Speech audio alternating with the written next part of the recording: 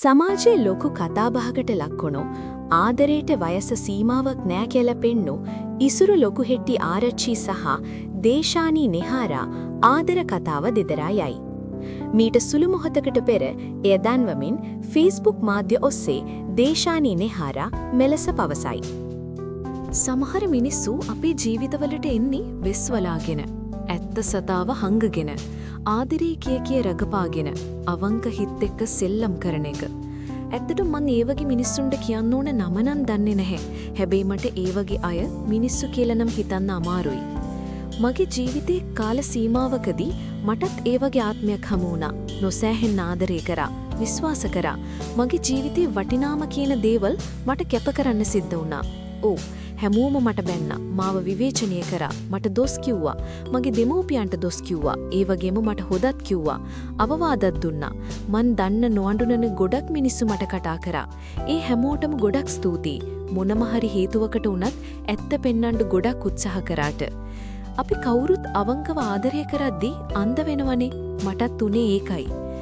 ඒ වගේ මිනිස්සුන්ට කොච්චර අපි වටිනාකමක්, ආදරයක්, ගෞරවයක් දුන්නත් මනුස්සකමක් ගෑවෙලාවත් නැති වුන් වගේ හැසිරෙන්නේ පවටප කියන්න මන් දන්නේ නැහැ.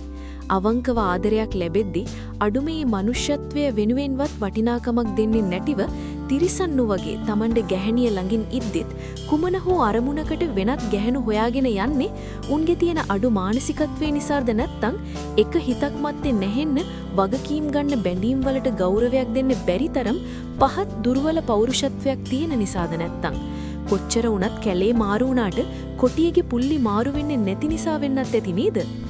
මන් මෙහෙම පෝස්ට් එකක් දාන පළවෙනි වතාව. ඔව්, මේක මගේ පෞද්ගලික කාරණයක් සම්බන්ධව තමයි. හැබැයි මේක මුළු රටක් කතාබහට ලක්ුණ සෝෂල් මීඩියාස් වල දවස් ගණනක්, මාස ගණනක් කතා කරපු දෙයක්. ඒ නිසයි මෙහෙම පෝස්ට් එකක් දාන්න හේතුව. මොකට මෙතනින් පස්සෙවත් අනවශ්‍ය ප්‍රශ්න අහන්න හිතන් ඉන්න අයට මන් හිතනවා දැන් යම්කිසි දැනුවත් වීමක් ඇති කියලා. මේ සම්බන්ධයෙන් මට මිනිස්සු බැන්නත්, නැවත විවේචනය කරත් මේක තමයි ඇත්ත.